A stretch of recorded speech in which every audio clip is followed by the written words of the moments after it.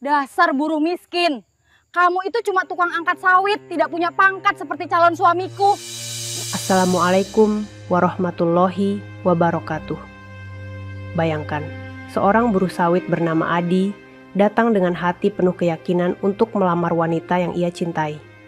Namun, di depan matanya sendiri, cintanya justru dihina habis-habisan.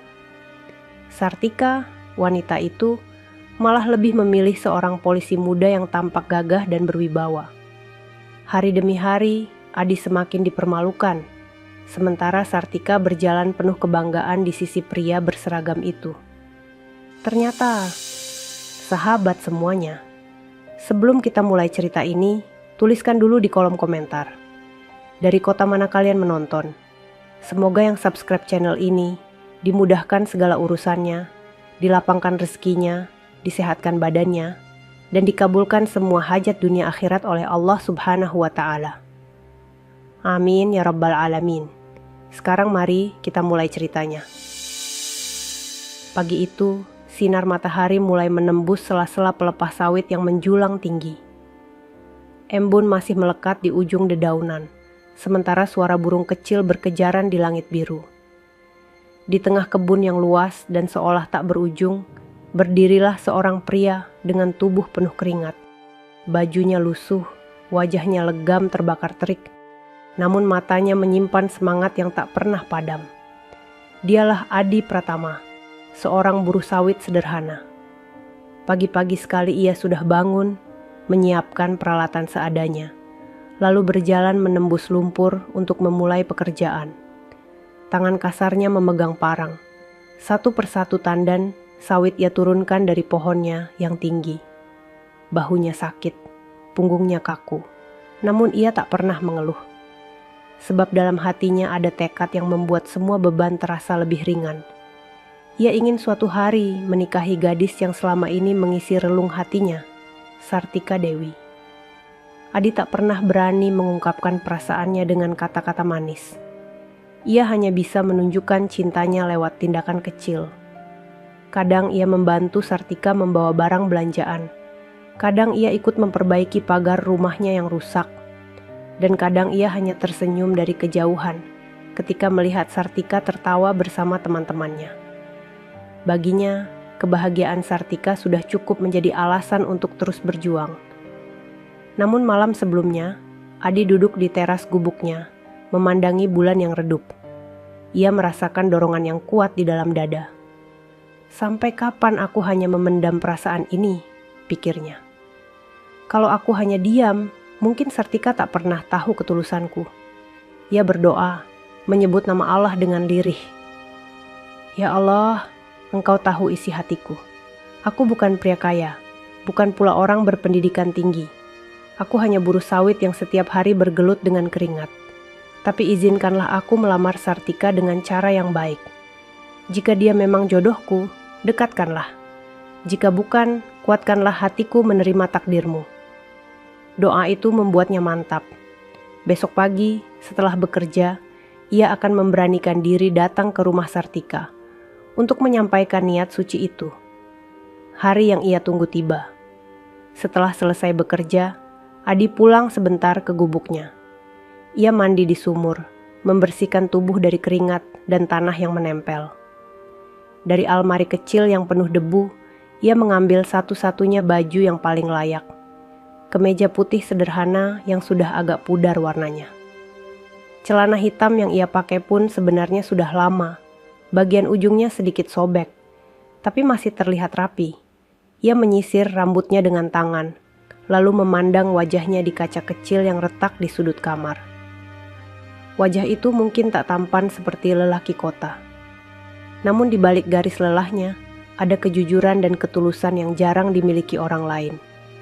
Adi menarik napas dalam, lalu menghela perlahan. Bismillah, gumamnya. Dengan langkah mantap, ia membawa sebuah bingkisan kecil berisi kue sederhana yang dibelinya di warung. Ia tahu ia tak punya banyak harta, tapi ia ingin setidaknya datang dengan sesuatu. Bukan untuk pamer, melainkan sekadar tanda niat baik. Jalanan tanah yang ia lalui menuju rumah Sartika terasa panjang sekali. Di sepanjang jalan, Beberapa tetangga melihatnya dan tersenyum. Mereka tahu Adi adalah pemuda baik yang jarang berbuat masalah. Hanya saja, tak banyak yang tahu bahwa hari itu ia membawa niat besar dalam hidupnya. Ketika sampai di depan rumah Sartika, jantungnya berdegup kencang. Rumah itu tampak cukup megah dibanding rumah lain di desa. Catnya masih baru, halamannya bersih, dan pagar besi kokoh berdiri. Adi sempat ragu. Apakah aku pantas? Pikirnya. Namun ia segera menguatkan diri. Aku datang bukan untuk memamerkan harta. Aku datang untuk melamar dengan hati. Ia mengetuk pintu pelan. Tak lama, Sartika keluar. Wanita itu mengenakan gaun hitam sederhana, rambutnya terurai indah, wajahnya dihiasi senyum tipis. Namun senyum itu seketika pudar ketika melihat siapa yang datang. Adi, ada apa datang ke sini? Tanyanya datar. Adi menunduk sejenak, lalu memberanikan diri menatap matanya. Tika, aku datang dengan niat baik. Aku tahu mungkin aku bukan siapa-siapa, tapi aku ingin melamar kamu. Aku ingin serius. Aku ingin membangun rumah tangga denganmu. Aku janji akan berusaha sekuat tenaga membahagiakanmu. Kata-kata itu keluar dengan suara bergetar. Adi benar-benar tulus, tanpa ada niat lain selain ingin memuliakan wanita yang ia cintai. Namun, bukannya terharu, Sartika justru tertawa kecil. Ia menatap Adi dari ujung rambut sampai ujung kaki, seakan-akan menilai betapa rendahnya lelaki di hadapannya. Adi, kamu serius? Kamu melamar aku dengan baju seperti itu? Dengan wajah penuh keringat kebun? Kamu pikir aku mau hidup susah jadi istri buruh sawit? Adi tercekat. Kata-kata itu menusuk dadanya seperti pisau tajam. Ia ingin menjawab, tapi lidahnya keluh.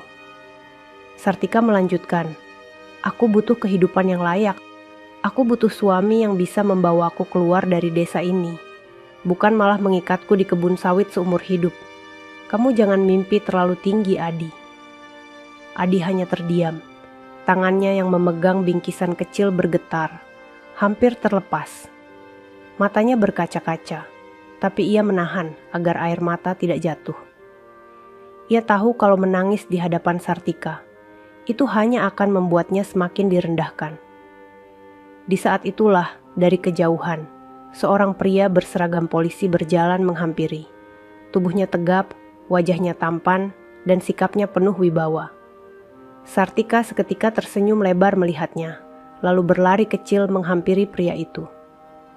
Andri, kamu datang, seru Sartika girang sambil meraih lengannya. Adi hanya bisa mematung. Ia baru sadar bahwa sejak awal, Sartika memang tidak pernah melihat ketulusannya. Hatinya sudah terpikat pada pria lain, seorang polisi bernama Andri Setiawan. Sore itu menjadi awal dari luka panjang di hati Adi. Ia pulang dengan langkah gontai, meninggalkan rumah Sartika dengan hati yang remuk redam. Bingkisan kecil yang ia bawa tak pernah sempat dibuka. Ia letakkan begitu saja di pinggir jalan, sebelum akhirnya ia melanjutkan langkah dengan mata basah. Namun ia tak tahu, inilah awal dari sebuah kisah besar. Kisah tentang cinta, pengkhianatan, penyamaran, dan balasan Allah yang datang dengan cara tak terduga. Langkah kaki Adi gontai menembus jalan tanah yang lengket oleh lumpur sisa hujan sore tadi. Sisa-sisa cahaya matahari yang merembes di antara daun kelapa sawit seperti meledek dirinya yang baru saja dipermalukan. Kemeja putih sederhana yang tadi ia kenakan, dengan penuh harap kini basah oleh keringat bercampur debu, menjadi saksi betapa lamarannya ditolak mentah-mentah. Di setiap langkah, hatinya semakin terasa berat. Ia menunduk dalam, seolah ingin menyembunyikan wajahnya dari dunia. Bukan hanya karena ditolak, tapi karena cara Sartika menolaknya begitu menyakitkan. Kata-kata wanita itu masih terngiang jelas di telinganya. Kamu jangan mimpi terlalu tinggi, Adi. Aku butuh suami yang bisa membawaku keluar dari desa ini. Bukan buruh sawit yang hidupnya hanya keringat dan lumpur. Adi menggenggam erat bingkisan kecil berisi kue sederhana yang belum sempat ia berikan. Ia berhenti sejenak di tepi jalan, menatap kotak itu lama-lama. Lalu tanpa sadar, Air matanya jatuh menimpa kotak yang mulai lembek oleh peluh tangannya sendiri. Dengan perasaan pedih, ia menaruh bingkisan itu di atas batu, seakan tak lagi berarti. Ia melanjutkan langkah dengan dada sesak. Sesampainya di gubuk kecilnya, Adi duduk di lantai bambu yang sudah banyak bolong. Malam datang, tapi ia tak bisa tidur. Lampu minyak kecil menyala redup, menerangi wajahnya yang masih basah oleh air mata. Ia memeluk lututnya, mencoba menenangkan diri, tapi bayangan wajah Sartika yang tertawa di samping polisi bernama Andri terus menghantui pikirannya. Apakah aku memang tidak pantas untuknya? Apakah semua usahaku selama ini tidak berarti apa-apa? Gumamnya lirih. Namun di tengah kegalauan itu, ia kembali mengingat doanya semalam. Jika dia bukan jodohku, kuatkanlah hatiku ya Allah. Kalimat itu yang terus ia ulang dalam hati, meski sebenarnya perasaan kecewa jauh lebih mendominasi. Adi tahu, cinta itu tak bisa dipaksa, tapi hatinya masih saja sulit menerima kenyataan. Ia mencintai Sartika sejak mereka sama-sama kecil. Ia ingat betul bagaimana dulu ia sering membantu Sartika menimba air di sumur ketika tangan gadis itu kelelahan. Ia ingat tawa mereka ketika bermain di sungai desa. Semua kenangan itu membuat hatinya yakin bahwa Sartika adalah bagian dari hidupnya. Namun kenyataan hari ini seolah menampar. Semua yang ia yakini tak pernah benar-benar dianggap Sartika. Keesokan harinya, kabar penolakan lamaran Adi sudah menyebar cepat ke telinga warga desa. Di warung kopi, beberapa orang mulai membicarakan hal itu. Kasihan si Adi, sudah niat melamar malah dipermalukan, ujar seorang bapak sambil menyeruput kopi hitam.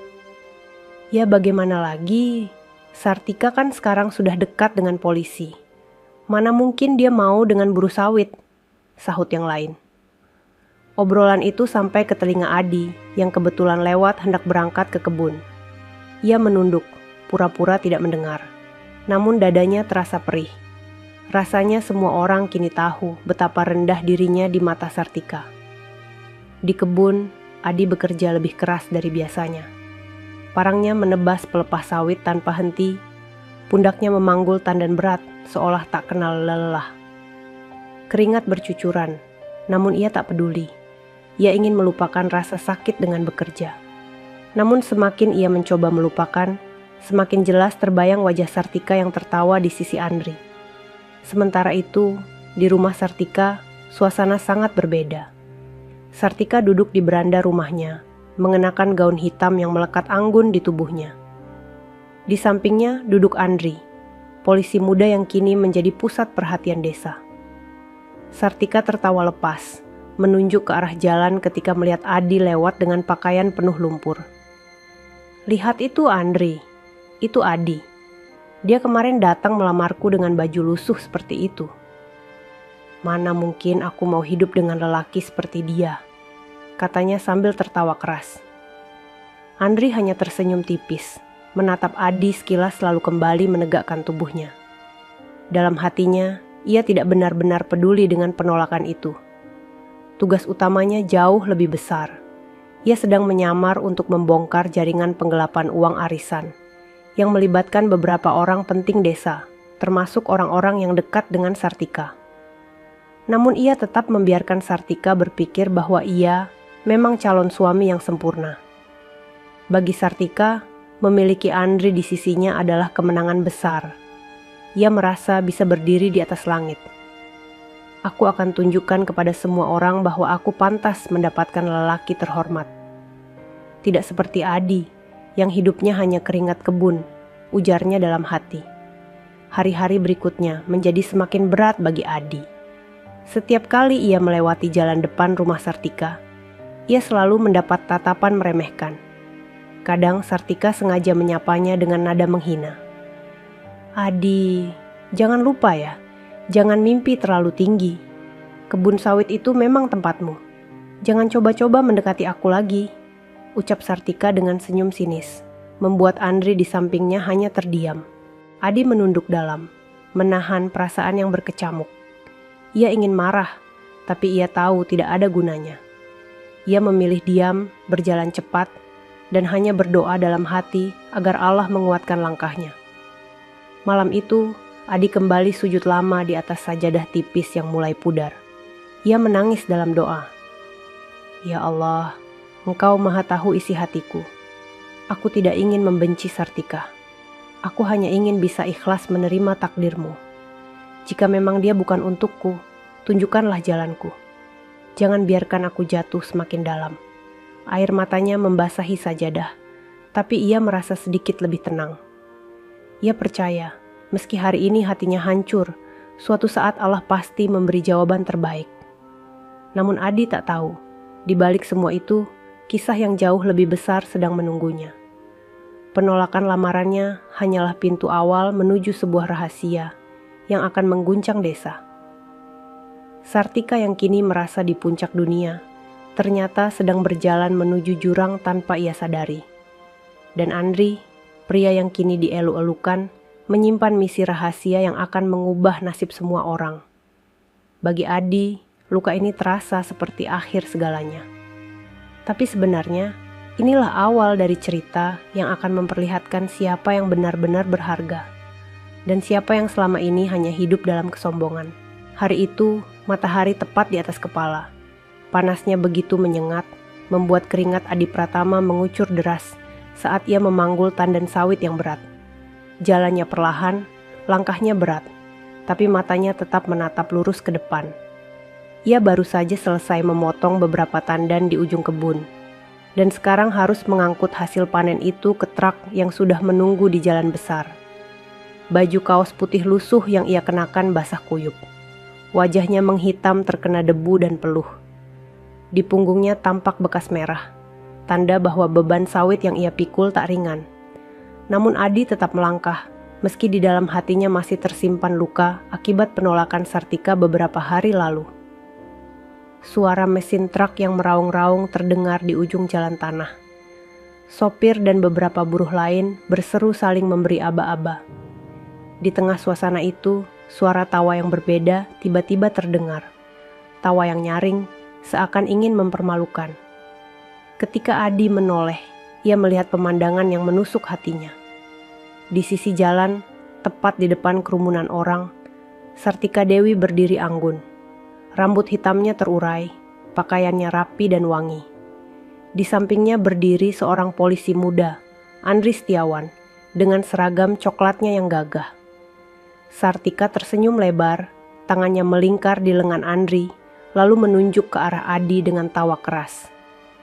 "Itu dia orangnya," teriak Sartika sambil menunjuk Adi. "Itu buruh sawit yang kemarin datang ke rumahku mau melamar aku.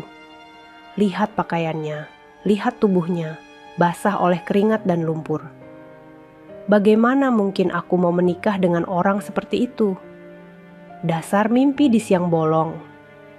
Tawa Sartika menggema, membuat beberapa orang yang ada di situ ikut melirik ke arah Adi. Beberapa menahan tawa, beberapa hanya saling pandang, tapi jelas sekali suasana itu membuat Adi semakin terpojok. Adi berhenti melangkah. Tandan sawit yang berat masih di pundaknya, tapi dadanya terasa lebih berat lagi. Matanya menunduk, tak berani menatap siapapun.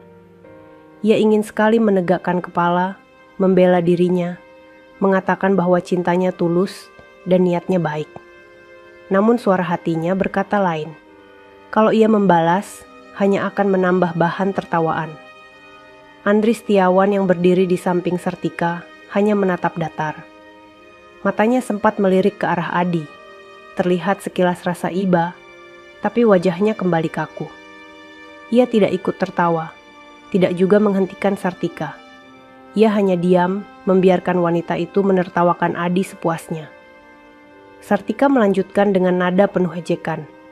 "Adi, lebih baik kamu berhenti bermimpi. Kau itu cocoknya menikah dengan tanah sawit ini saja. Lihat tanganmu, lihat bajumu. Semua orang tahu kau tidak pantas mendekatiku. Kau bukan levelku." Kata-kata itu menohok seperti duri tajam yang menusuk dada. Beberapa buruh yang bekerja di dekat situ menunduk, merasa iba pada Adi. Mereka tahu Adi lelaki baik, pekerja keras, dan tidak pernah menyusahkan orang lain. Tapi siapa yang bisa menghentikan mulut Sartika? Wanita itu terlalu tinggi hati, apalagi sekarang ada seorang polisi di sisinya. Adi menahan napas dalam-dalam. Ia mencoba menguatkan diri. Ya Allah, berikan aku sabar, gumamnya dalam hati. Ia terus melangkah, menurunkan tandan sawit ke bak truk dengan tenaga terakhir. Suara dentuman sawit jatuh terdengar keras, seakan menyalurkan semua perasaan tertekan yang ia tahan. Setelah itu, ia segera berbalik, berjalan menjauh tanpa mengucapkan sepatah kata pun. Namun langkahnya yang sederhana itu justru semakin memancing tawa Sartika. Lihat, dia bahkan tidak berani bicara apa-apa. Lelaki macam apa itu? Kalau jadi suami, pasti hanya bisa tunduk dan tidak berguna, katanya sambil kembali tertawa keras. Beberapa orang mulai gelisah. Seorang ibu tua yang ikut menyaksikan akhirnya bersuara lirih. Tika, jangan begitu nak.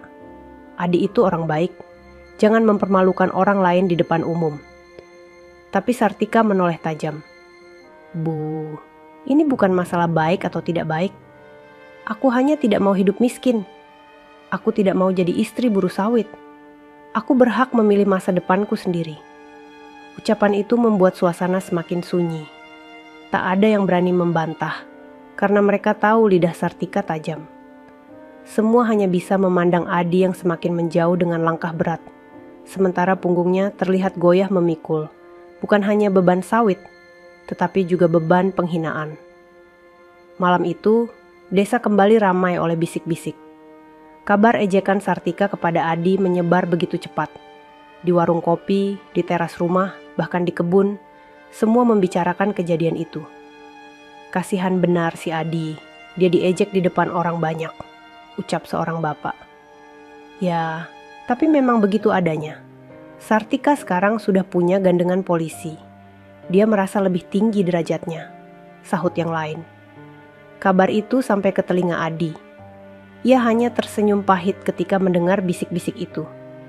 Di dalam hatinya, luka semakin dalam. Namun ia tak pernah ingin menyimpan dendam.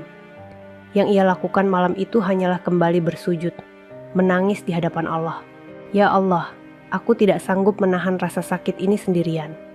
Aku mohon kuatkan hatiku. Jangan biarkan aku membenci, meski hatiku hancur berkeping-keping. Lirihnya dalam doa. Air mata kembali jatuh, membasahi sajadah tipis di gubuk kecilnya.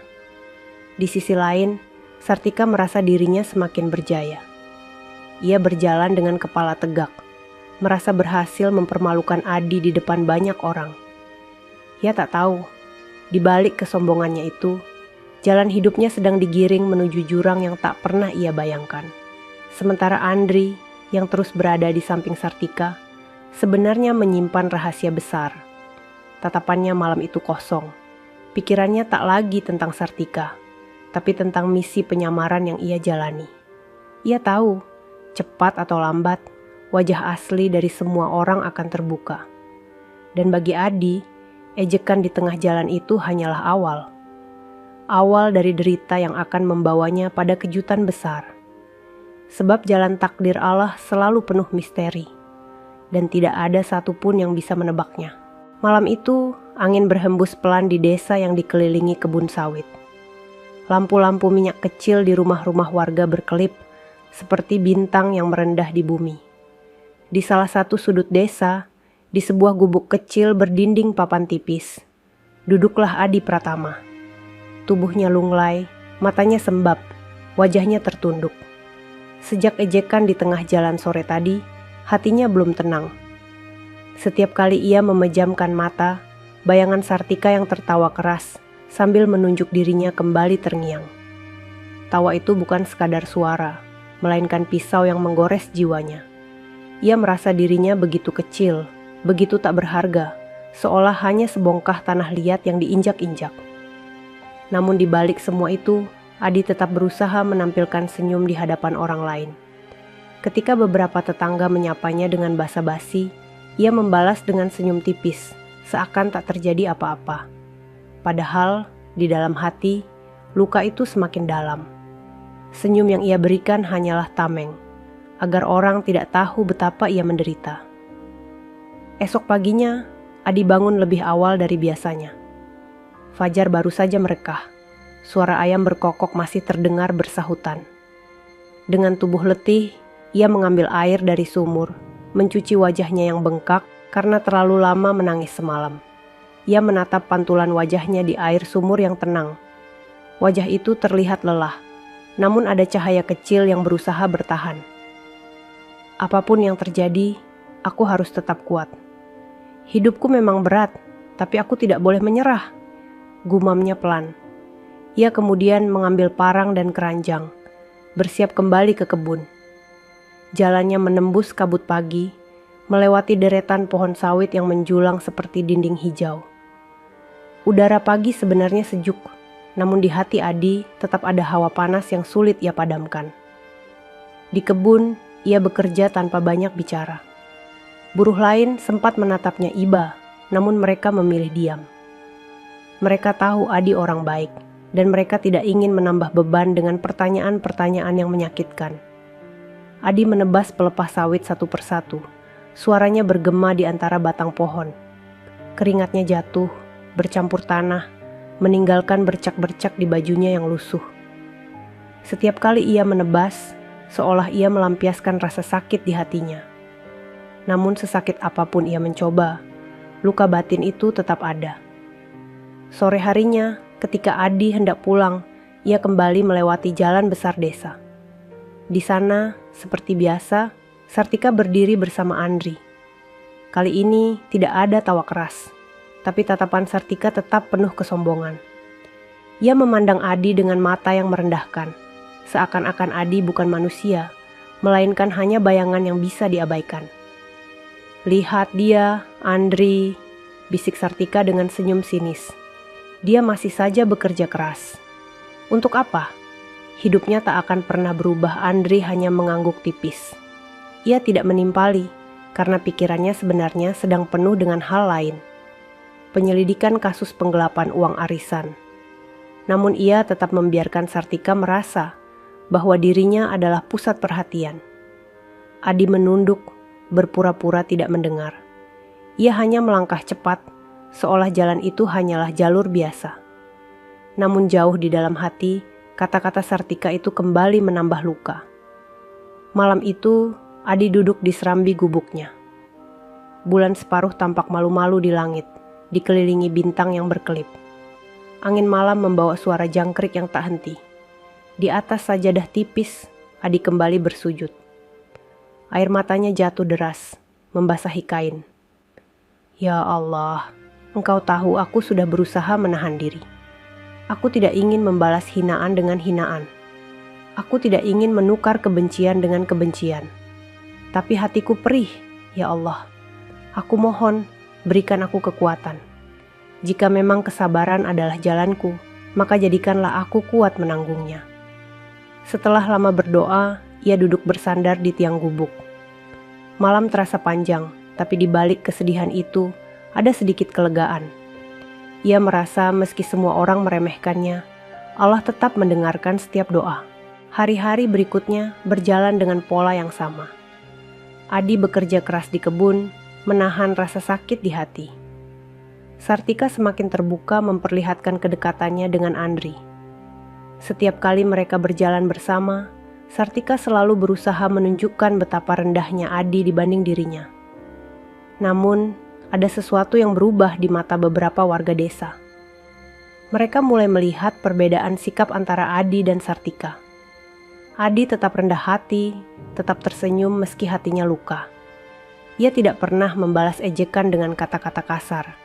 Sedangkan Sartika semakin terlihat sombong, mulutnya tak berhenti merendahkan. Seorang ibu tua di pasar bahkan pernah berkata lirih, "Anak itu, Adi, meski sering dihina, tetap sabar. Dia punya hati yang baik. Semoga Allah membalas kebaikannya suatu hari nanti." Kata-kata itu tidak pernah sampai ke telinga Adi.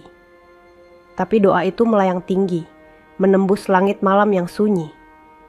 Di sisi lain, Andri semakin sering mendatangi Sartika. Bukan karena benar-benar jatuh cinta, melainkan karena ia harus terus menggali informasi. Ia tahu, Sartika mulai terlibat dalam lingkaran orang-orang yang sedang ia selidiki. Andri membiarkan Sartika percaya bahwa ia mencintainya, agar wanita itu mau berbicara banyak. Sartika yang merasa dirinya di atas angin tidak pernah menyadari. Ia semakin percaya diri, merasa hubungannya dengan seorang polisi membuatnya tak tersentuh. Ia tak tahu bahwa semua itu hanya sandiwara dan suatu hari semua topeng akan terlepas. Adi sendiri mulai menemukan sedikit ketenangan.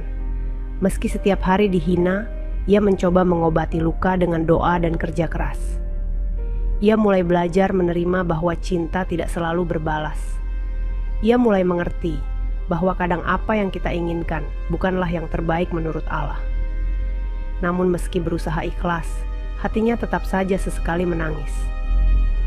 Saat ia duduk sendiri di gubuknya, atau ketika malam begitu sepi, ia masih merasa perih. Senyum yang ia tunjukkan pada dunia hanyalah selapis tipis di atas luka yang dalam. Dan tanpa ia sadari, kesabarannya itu sedang membangun jalan takdir yang kelak akan mengubah hidupnya. Luka di balik senyum itu pada akhirnya akan menjadi saksi bagaimana Allah membalas kesabaran seorang hamba yang tulus. Siang itu, udara desa terasa berbeda. Jalan tanah yang biasanya lengang tiba-tiba dipenuhi orang-orang. Anak-anak kecil berlari-lari sambil menunjuk ke arah sebuah motor besar berwarna hitam yang melaju pelan. Debu berterbangan di belakangnya. Di atas motor itu duduk seorang pria berseragam coklat rapi. Sepatu hitam mengkilap, wajahnya tegap, dan matanya tajam. Pria itu adalah Andri Setiawan, seorang polisi muda yang baru saja dipindahkan ke wilayah itu. Kehadirannya langsung menyedot perhatian. Bagi warga desa, sosok polisi selalu dianggap berwibawa. Apalagi Andri masih muda, gagah, dan tutur katanya sopan. Tidak heran, setiap kali ia melintas, banyak pasang mata yang mengikuti gerakannya. Adi yang saat itu baru saja pulang dari kebun, ikut melihat pemandangan itu. Dari kejauhan, ia melihat Andri menurunkan helmnya, tersenyum ke arah warga yang menyapanya. Sebuah kontras yang begitu jelas. Dirinya dengan baju lusuh penuh lumpur, berbanding dengan Andri yang gagah berwibawa dengan seragam coklatnya. Hati Adi tercekat, bukan karena iri, melainkan karena ia tahu kehadiran pria itu sudah mengisi hati Sartika. Gadis yang ia cintai kini semakin jauh, semakin tak terjangkau. Hari-hari berikutnya, Andri semakin sering terlihat bersama Sartika. Mereka berjalan berdua di jalan desa, mengunjungi pasar, bahkan duduk bersama di warung kopi. Sartika terlihat begitu bahagia, wajahnya selalu berbinar ketika berada di samping Andri. "Lihatlah semua orang," ucap Sartika suatu kali dengan suara lantang di depan warga. "Aku sekarang bersama seorang polisi. Aku tidak perlu lagi hidup susah. Aku tidak akan pernah jadi istri buruh sawit." Ucapan itu jelas ditujukan untuk menusuk hati Adi. Beberapa orang yang mendengarnya hanya bisa saling pandang. Sebagian iba pada Adi, sebagian lagi diam karena takut menyinggung Sartika yang lidahnya tajam. Andri sendiri hanya tersenyum tipis, tidak menimpali. Ia membiarkan Sartika berbicara sesukanya, seakan tak peduli. Namun di balik diamnya, pikirannya dipenuhi misi yang lebih besar. Sebenarnya, kehadiran Andri ke desa itu bukan semata tugas biasa. Ia ditugaskan secara khusus untuk menyamar dan menyelidiki kasus penggelapan uang arisan yang merugikan puluhan ibu-ibu di desa. Kasus itu melibatkan jaringan rapi, dan nama-nama besar disebut-sebut ada di belakangnya. Andri harus mencari bukti, dan untuk itu ia harus mendekat ke orang-orang yang berhubungan dengan jaringan tersebut. Salah satu pintu masuknya adalah Sartika Dewi. Tanpa disadari Sartika, ia sudah masuk terlalu dalam. Andri memanfaatkan kedekatan itu untuk mengumpulkan informasi sedikit demi sedikit. Namun bagi warga desa, semua terlihat berbeda. Mereka menganggap Andri benar-benar jatuh cinta pada Sartika. Mereka memuji pasangan itu, menyebutnya serasi. Polisi muda gagah dengan gadis desa cantik. Sedangkan Adi, ia semakin terpojok. Suatu sore, Adi berjalan pulang dari kebun sambil memanggul karung berisi buah sawit. Jalanan sepi, hanya suara jangkrik dan langkah kakinya yang terdengar. Namun dari kejauhan, ia melihat Sartika dan Andri berjalan berdua. Sartika mengenakan gaun biru sederhana, rambutnya diikat rapi. Tangannya menggandeng Andri erat, wajahnya penuh kebanggaan. Begitu melihat Adi, Sartika langsung berhenti dan tersenyum sinis. "Lihat Adi, kamu masih saja berkotor-kotor dengan sawitmu ya? Sementara aku berjalan bersama seorang polisi. Kau lihat perbedaannya kan?" Adi terdiam. Ia menunduk, menahan rasa sakit di dada. Sartika melanjutkan, "Aku sudah bilang, jangan mimpi terlalu tinggi. Hidupmu hanya akan berkutat dengan tanah dan keringat. Sedangkan aku akan hidup dengan kehormatan. Jadi berhentilah menatapku Adi. Aku bukan milikmu dan tidak akan pernah jadi milikmu." Tawa kecil Sartika terdengar begitu menusuk. Adi hanya bisa menggenggam karung sawit lebih erat, menahan air mata yang hampir jatuh. Ia berjalan cepat melewati mereka tanpa berkata apa-apa. Andri menatap punggung Adi yang menjauh. Sesaat, ada kilatan iba di matanya. Namun ia kembali menegakkan wajahnya, menjaga penyamarannya tetap rapat. Malam itu, Adi kembali ke gubuknya dengan hati hancur. Ia duduk di sudut ruangan, menatap kosong ke lantai bambu. Suara jangkrik di luar terdengar begitu keras, seakan ikut merasakan pilunya. "Ya Allah," bisiknya lirih. "Apa aku memang tidak pantas dicintai? Aku sudah berusaha sebaik mungkin, tapi selalu dipermalukan. Jika ini memang jalanku, kuatkanlah hatiku. Jangan biarkan aku jatuh dalam kebencian." Air matanya jatuh lagi, tapi kali ini ia merasa sedikit lebih ikhlas. Ia mulai belajar bahwa mungkin kebahagiaan bukan tentang memiliki, tapi tentang menerima. Di sisi lain, Sartika semakin larut dalam dunianya sendiri. Ia merasa dirinya kini berada di puncak. Setiap kali berjalan bersama Andri, ia selalu menunjukkan dirinya kepada warga, seakan ingin berkata, "Lihatlah aku, lihat betapa jauh aku lebih baik dari Adi." Ia tidak tahu, semua kebanggaan itu hanyalah ilusi. Ia tidak tahu, pria yang ia banggakan bukanlah kekasih sejati, melainkan polisi yang sedang menyamar. Dan ia tidak tahu, semakin ia sombong, semakin dekat pula langkahnya menuju kehancuran. Hari-hari berikutnya, Andri semakin dalam menjalankan penyamaran. Ia mulai mengetahui banyak hal. Siapa saja yang terlibat dalam arisan palsu, bagaimana aliran uang itu berjalan, dan siapa yang memanfaatkan Sartika untuk melancarkan aksi mereka. Sementara itu, Adi tetap menjalani hidupnya dengan sabar. Ia bekerja keras di kebun, tetap menyapa tetangga dengan senyum tipis, meski hatinya masih terluka. Senyum itu mungkin tampak rapuh, tapi justru di balik kerapuhan itulah tersimpan kekuatan yang luar biasa. Dan tanpa ia sadari, kesabaran itu sedang dipersiapkan Allah untuk menyambut balasan yang tak pernah ia duga. Hari-hari berlalu, desa kecil itu makin terbiasa melihat pemandangan baru. Sartika Dewi berjalan dengan penuh percaya diri di samping polisi muda bernama Andri Setiawan. Setiap kali mereka melintas, warga desa tak bisa menahan pandangan. Ada yang tersenyum basa-basi, ada yang berbisik lirih, ada pula yang hanya menghela napas. Bagi Sartika, setiap tatapan itu seperti bahan bakar yang menambah keangkuhannya. Ia merasa dirinya sudah berada di level yang jauh lebih tinggi dibanding orang lain, apalagi dibanding Adi Pratama, buruh sawit yang dulu sempat berani melamarnya. Kini setiap langkah Sartika seperti ingin membuktikan sesuatu, bahwa pilihannya sudah tepat, bahwa ia tidak salah meninggalkan Adi. Suatu pagi di pasar desa, suasana ramai oleh ibu-ibu yang berjualan sayur, ikan asin, dan buah-buahan.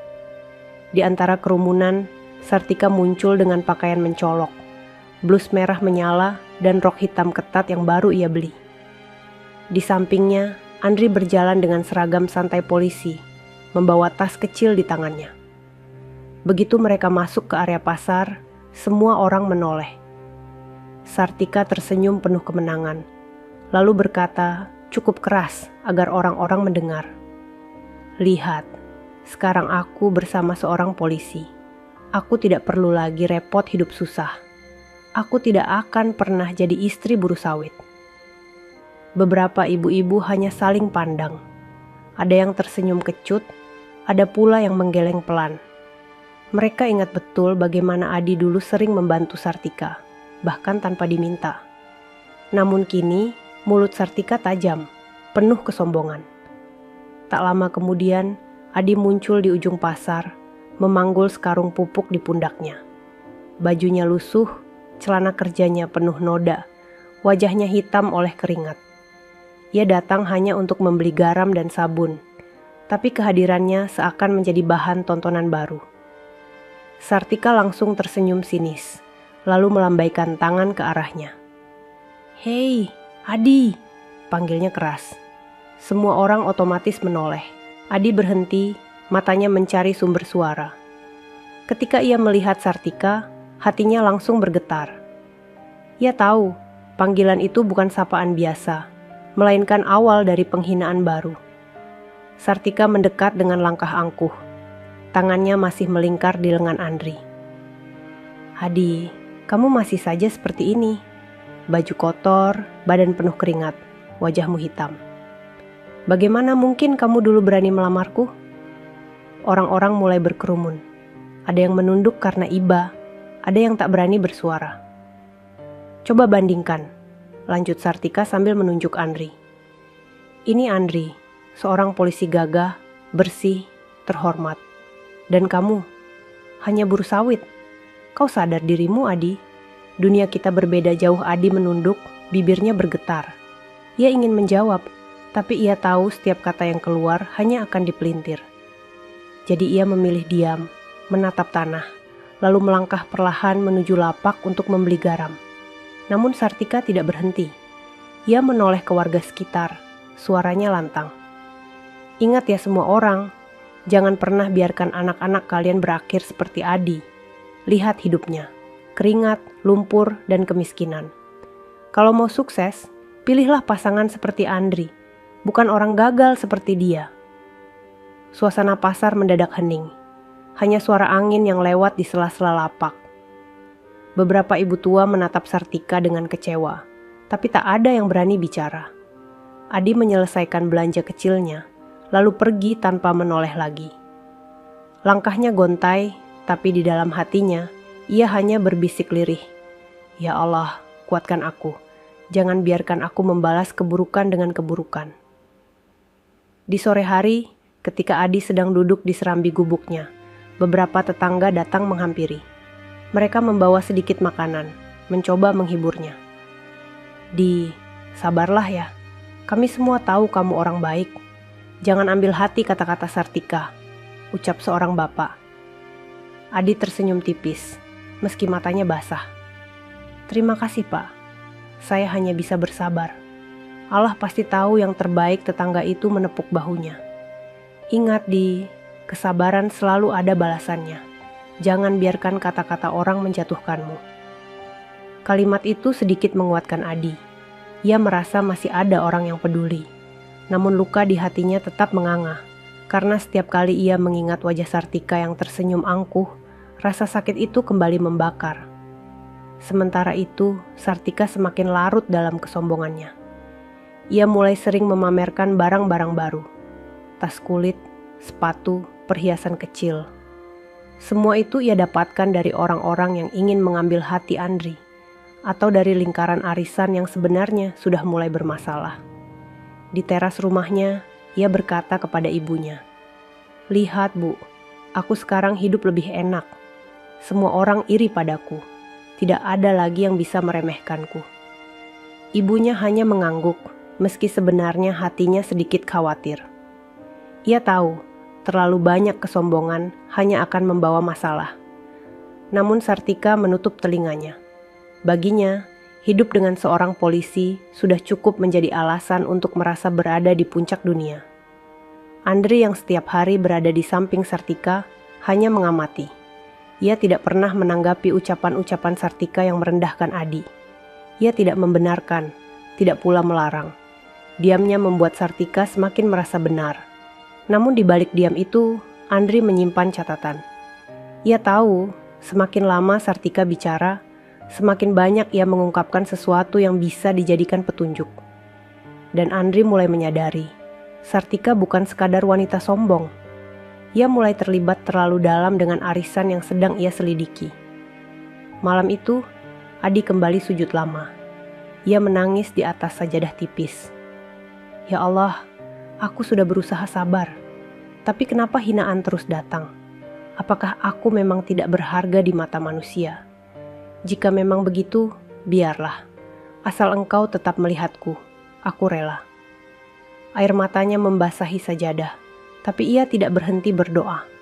Di luar, suara jangkrik bersahutan, seakan menjadi saksi betapa seorang hamba sedang mengadu kepada Tuhannya. Di balik doa itu, ada sebuah cahaya kecil yang mulai tumbuh. Cahaya yang tidak terlihat oleh mata manusia, tapi sedang dipersiapkan Allah untuk menjadi jalan keluar.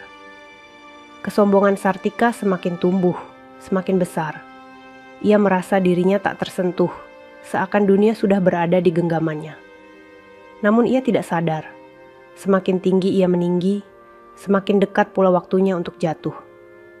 Dan Adi, yang setiap hari menahan luka dengan senyum tipis, tidak tahu bahwa kesabarannya akan menjadi kunci penting. Pada waktunya, semua akan terbongkar. Malam di desa itu tampak tenang, tetapi sesungguhnya ada riak-riak kecil yang tak terlihat. Di balik rumah-rumah papan, di balik lampu minyak yang redup, ada rahasia besar yang sedang berkembang. Dan rahasia itu ada pada sosok polisi muda yang selama ini dielu-elukan warga, Andri Setiawan. Bagi warga desa, Andri hanyalah polisi gagah yang datang entah dari mana, lalu menambatkan hati Sartika Dewi. Bagi Sartika sendiri, Andri adalah tiket menuju kehidupan baru, hidup penuh kehormatan, jauh dari lumpur kebun sawit. Namun sesungguhnya, bagi Andri, Sartika hanyalah satu bagian dari puzzle besar yang sedang ia susun. Di sebuah ruangan kecil di pos ronda yang sudah sepi, Andri duduk sendirian. Ia membuka tas kecil yang selalu ia bawa. Dari dalamnya, ia mengeluarkan beberapa lembar kertas, foto, dan sebuah catatan yang penuh coretan. Cahaya lampu minyak menyoroti wajahnya yang serius. Nama-nama ini harus segera kupastikan. Gumamnya pelan. Tangannya menelusuri daftar orang-orang yang terlibat dalam kasus penggelapan uang arisan. Di sana ada nama-nama yang cukup dikenal di desa, termasuk beberapa yang dekat dengan Sartika. Andri tahu tugasnya bukan main-main. Puluhan ibu-ibu di desa sudah kehilangan uang mereka. Arisan yang seharusnya menjadi jalan untuk saling menolong, justru dijadikan ajang tipu-tipu. Dan yang lebih parah, Sartika mulai ikut terlibat, meski mungkin ia tidak sepenuhnya sadar betapa besar resikonya. Andri menghela napas panjang. Ia memejamkan mata sejenak, lalu mengingat instruksi atasannya sebelum berangkat ke desa ini. Andri, kau harus menyamar. Jangan sampai ada yang tahu identitasmu sebenarnya.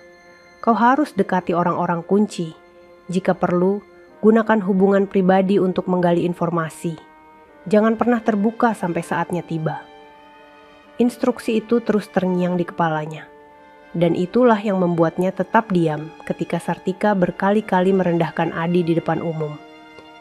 Ia tidak bisa membongkar apa-apa sekarang. Semua harus menunggu bukti lengkap.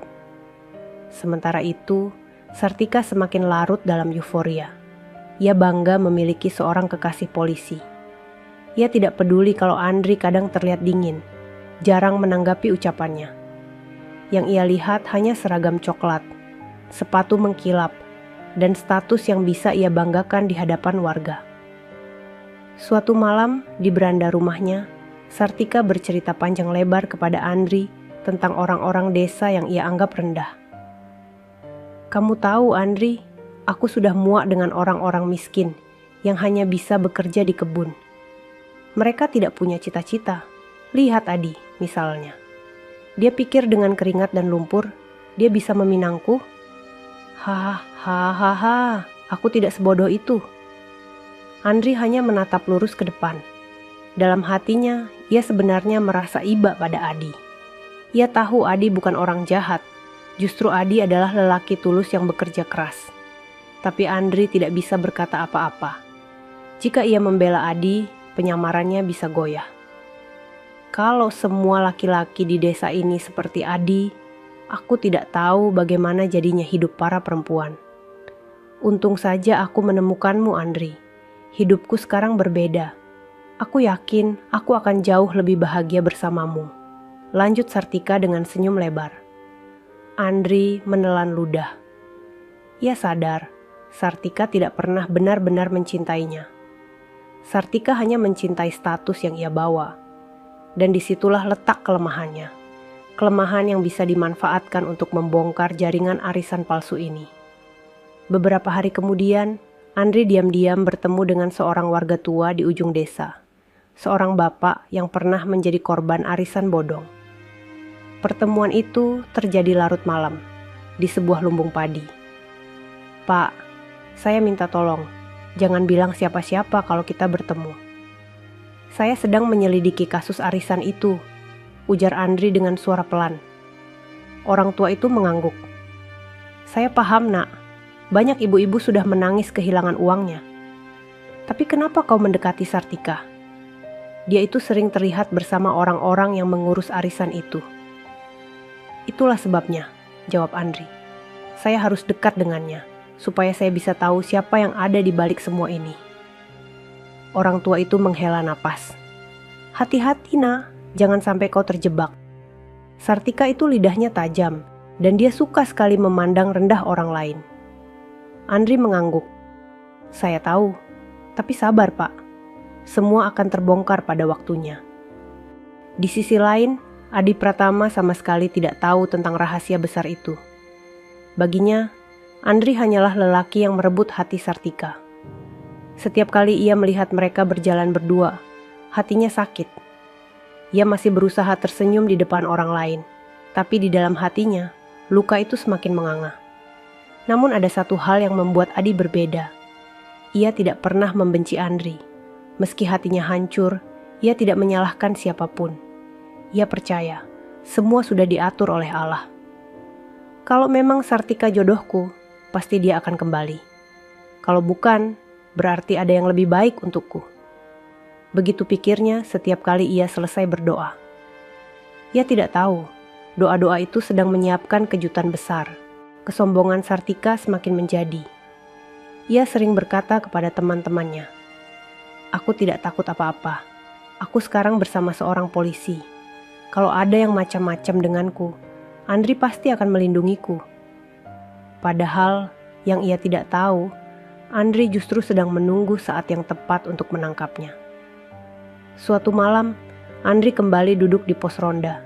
Ia menatap bintang di langit, lalu bergumam lirih. Tunggu waktunya, Adi. Suatu hari kau akan tahu, aku tidak pernah merebut Sartika darimu. Aku hanya menjalankan tugas, dan kau akan mengerti semua ini untuk kebenaran. Rahasia penyamaran itu tetap rapat tersimpan. Tidak ada satupun warga yang curiga. Tidak ada yang tahu bahwa di balik seragamnya, Andri sedang memainkan peran ganda. Namun semakin lama, semakin dekatlah waktu kebenaran itu terbuka. Hari-hari di desa itu seakan berjalan normal. Anak-anak tetap bermain di pematang sawah. Ibu-ibu berjualan di pasar.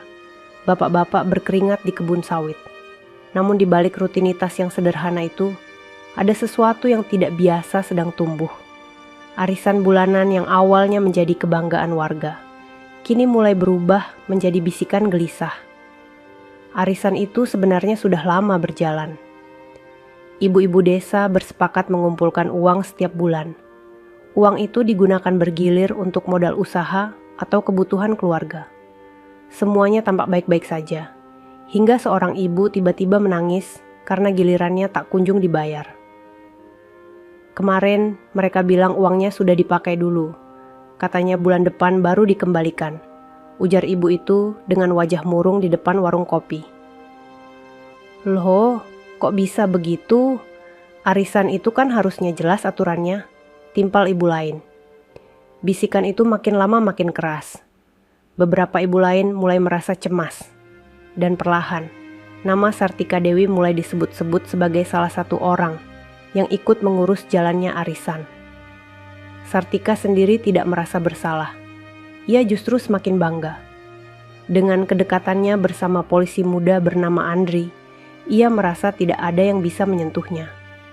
Ketika beberapa ibu mendatangi rumahnya untuk menanyakan kejelasan uang arisan, Sartika malah menjawab dengan nada tinggi. "Tenang saja, nanti juga beres. Jangan cerewet, kalian kan tahu aku sibuk. Lagi pula, aku sekarang punya banyak urusan dengan Andri. Kalian jangan terlalu kecil hati, percayakan saja semuanya padaku."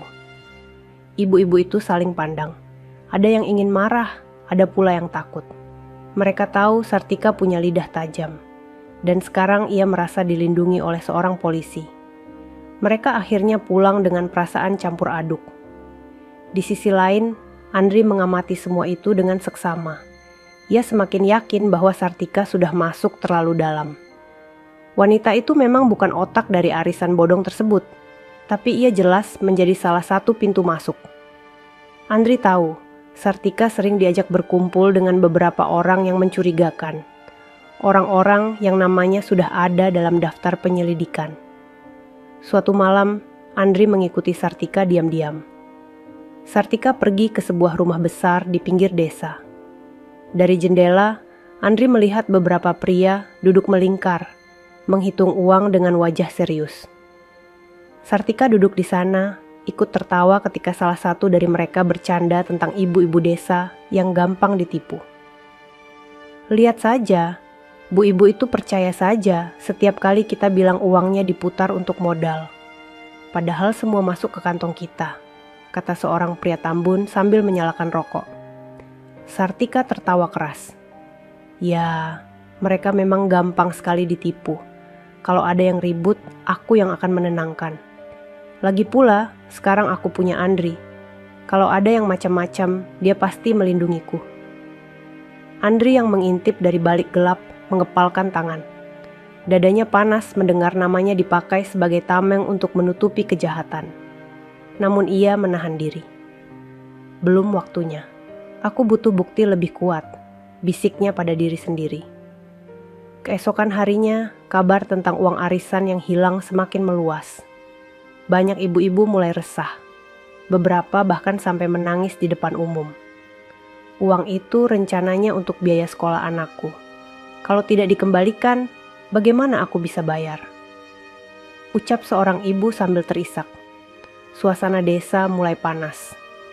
Namun Sartika masih dengan santainya berjalan bersama Andri, menunjukkan senyum penuh percaya diri.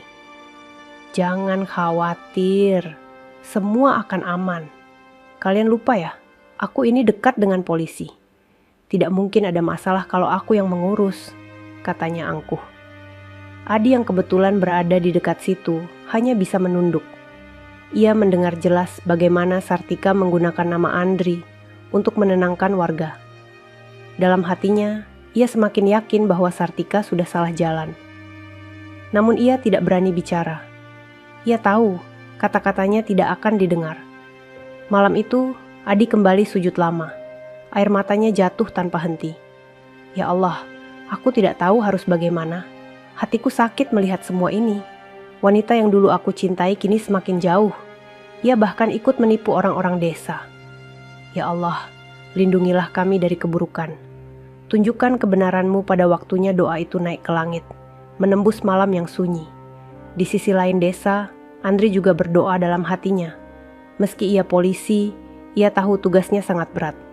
Ya Allah, jangan biarkan aku gagal. Uang orang-orang kecil ini sangat berharga. Aku harus bisa mengembalikan hak mereka. Dua doa yang berbeda, dari dua hati yang sama-sama terluka, naik pada malam yang sama. Hari-hari berikutnya, Sartika semakin terjerat.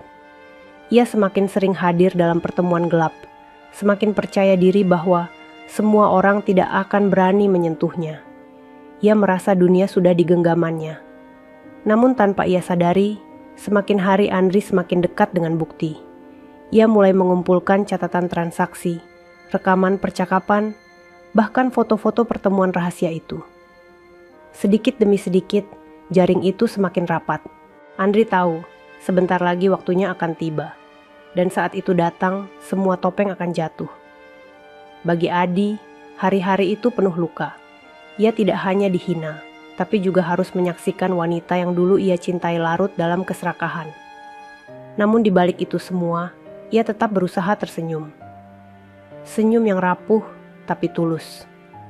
Senyum yang membuat beberapa orang mulai sadar. Siapa sebenarnya yang layak dihormati? Siapa yang pantas dicibir? Dan suatu hari nanti, kebenaran itu akan berdiri tegak di depan mata semua orang. Matahari pagi di desa itu bersinar terik, seolah tidak memberi kesempatan pada embun untuk bertahan lama. Udara yang panas membuat keringat cepat bercucuran di dahi para buruh sawit yang sudah sejak subuh bekerja di kebun. Di antara mereka, tampak sosok Adi Pratama dengan parang di tangan, menebas pelepah demi pelepah sawit. Dari luar, ia terlihat seperti biasa. Seorang buruh yang bekerja keras, fokus, dan tidak banyak bicara. Namun di dalam dadanya, ada gumpalan luka yang semakin besar. Luka itu bukan karena lelah fisik, melainkan karena ejekan yang tidak pernah berhenti. Sejak lamarannya ditolak Sartika, hidup Adi seakan menjadi bahan olok-olok. Setiap kali ia berjalan di jalan desa, selalu ada saja suara yang menyindir, entah secara halus maupun terang-terangan. "Heh, itu dia buruh sawit yang berani melamar Sartika." "Hahaha, tidak tahu diri ya," kata seorang pemuda dengan nada mengejek di warung kopi. "Kasihan, cintanya kalah dengan polisi." "Ya jelaslah, siapa yang mau sama orang miskin?" timpal yang lain. Adi hanya menunduk dan berlalu. Ia tidak pernah membalas. Namun setiap kata itu menusuk hatinya seperti duri. Lebih parah lagi ketika Sartika sendiri yang mempermalukannya. Wanita itu seperti tidak puas, hanya menolak lamaran Adi. Ia seakan ingin memastikan semua orang tahu bahwa Adi bukan apa-apa. Suatu sore, ketika warga berkumpul di balai desa untuk rapat arisan, Adi lewat sambil membawa sekarung pupuk. Sartika yang duduk di teras balai bersama Andri langsung bersuara keras. "Lihat semua orang, itu dia Adi, buruh sawit yang dulu melamarku. Hahaha, coba kalian bayangkan, apa jadinya kalau aku menikah dengannya? Hidupku pasti hanya bergelut dengan lumpur dan keringat." Beberapa orang tertawa kecil, ada juga yang memilih diam. Namun jelas sekali wajah Adi memerah.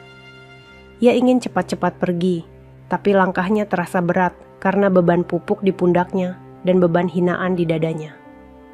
"Adi, kau harus sadar diri," lanjut Sartika dengan nada sombong. "Kau tidak pantas memimpikan aku. Dunia kita berbeda. Jangan pernah berharap lagi." Adi menunduk dalam-dalam, lalu melangkah cepat. Di hatinya, hanya ada satu doa yang terus ia ulang. "Ya Allah, sabarkan aku. Jangan biarkan aku membalas dengan kebencian." Tekanan itu tidak berhenti di sana. Malamnya, di rumah-rumah warga, orang-orang kembali membicarakan kejadian itu. Bisikan-bisikan tentang Adi semakin luas, dan meski tidak semua orang setuju dengan cara Sartika, namun nama Adi sudah terlanjur jadi bahan omongan. Kasihan juga Adi, ya. Dia orang baik, tapi selalu dihina. Kalau menurutku, salah juga dia. Berani melamar Sartika tanpa sadar diri. Ah, jangan begitu. Adi itu jujur dan pekerja keras. Justru Sartika yang terlalu sombong. Percakapan itu beredar kemana-mana. Adi tidak mendengarnya langsung, tapi ia bisa merasakan tatapan orang-orang setiap kali ia lewat.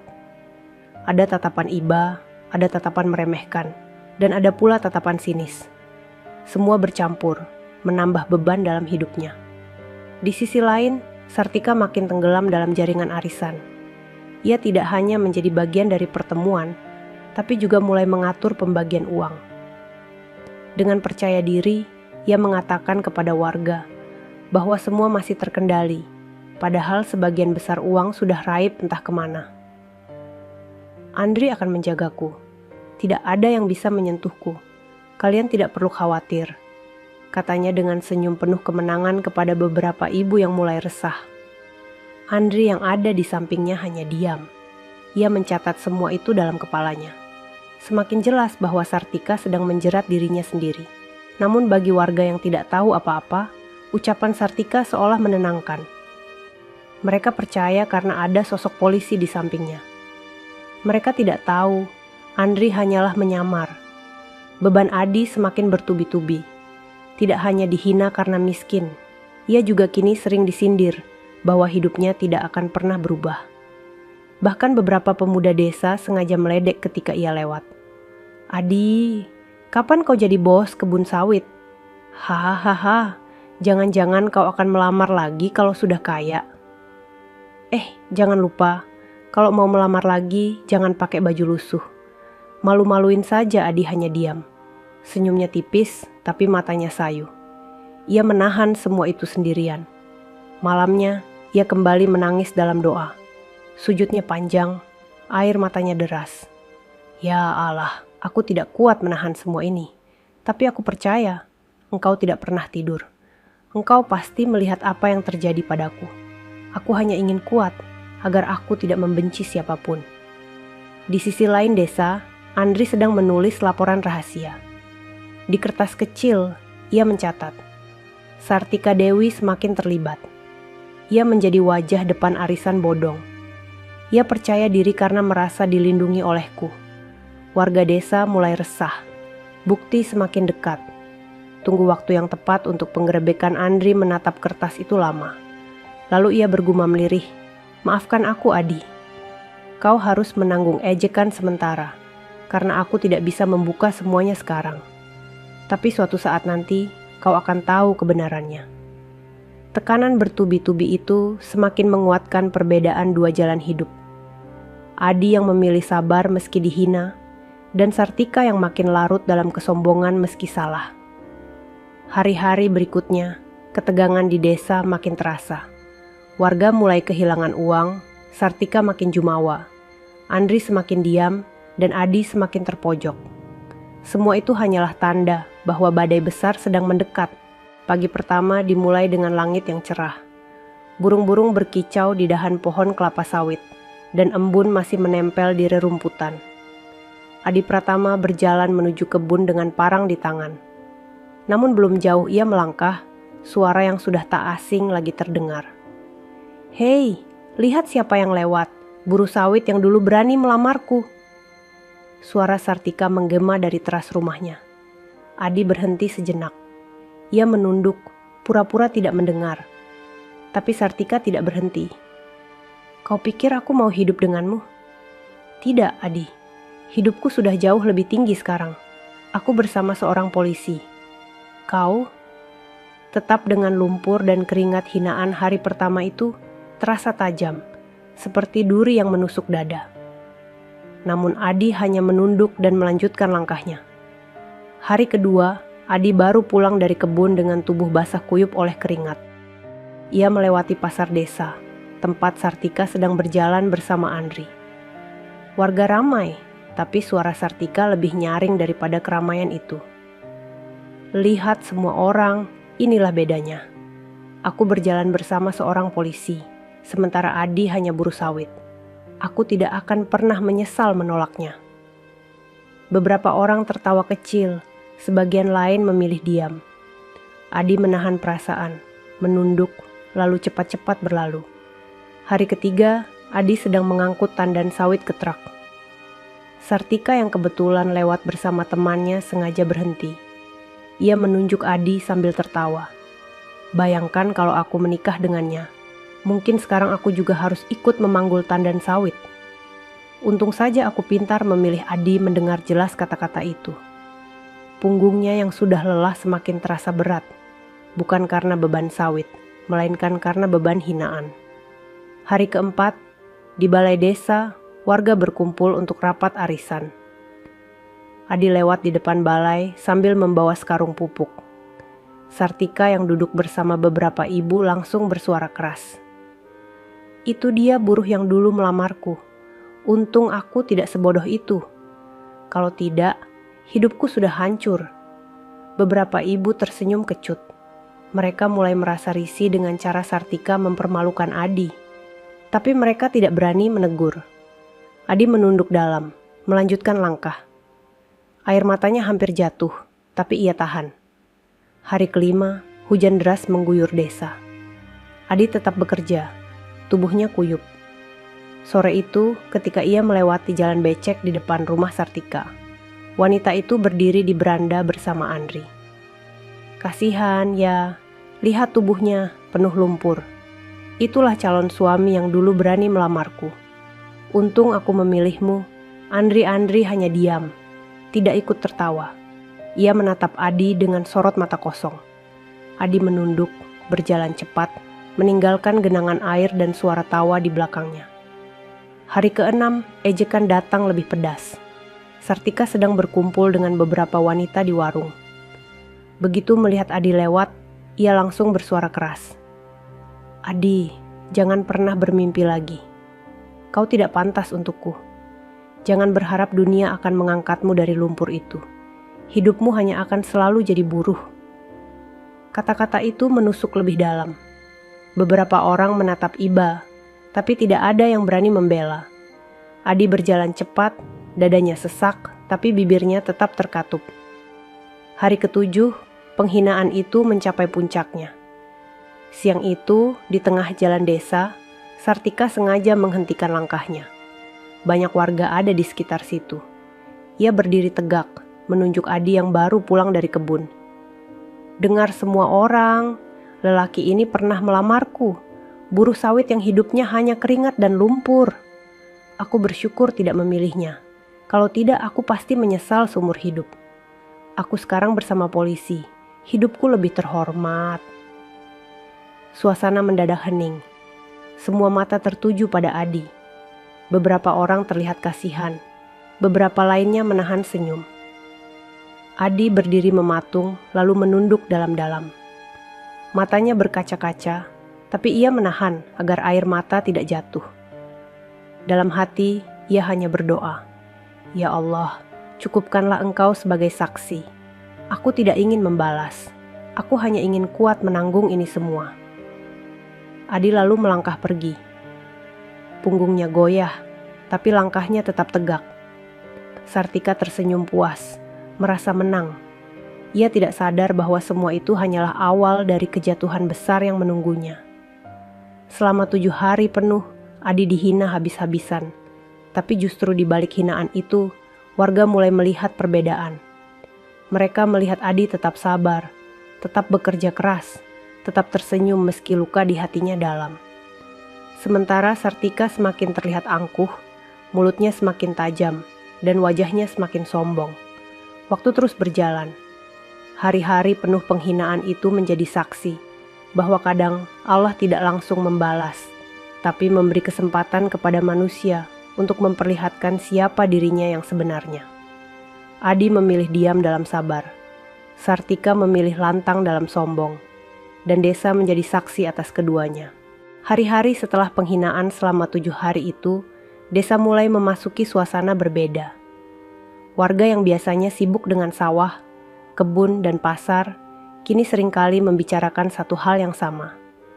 Arisan bulanan yang tidak kunjung jelas. Di warung kopi, bapak-bapak yang sedang menyeruput kopi hitam membicarakannya dengan suara pelan. "Pak, sudah dengar kabar? Uang arisan Bu Sumarni belum cair sampai sekarang. Padahal gilirannya bulan lalu." "Ya, saya juga dengar. Katanya uangnya dipakai dulu. Tapi dipakai untuk apa?" Bisik-bisik itu semakin meluas. Ibu-ibu yang biasanya ramai di pasar pun kini lebih banyak berbisik lirih. Ada wajah khawatir, ada mata yang mulai merah karena uang mereka tertahan. Dan perlahan, nama Sartika Dewi mulai sering disebut. Suatu pagi di pasar, seorang ibu yang sudah lama ikut arisan mendekati Sartika. "Bu Sartika, bagaimana kabar arisan bulan lalu? Kenapa belum dibagikan?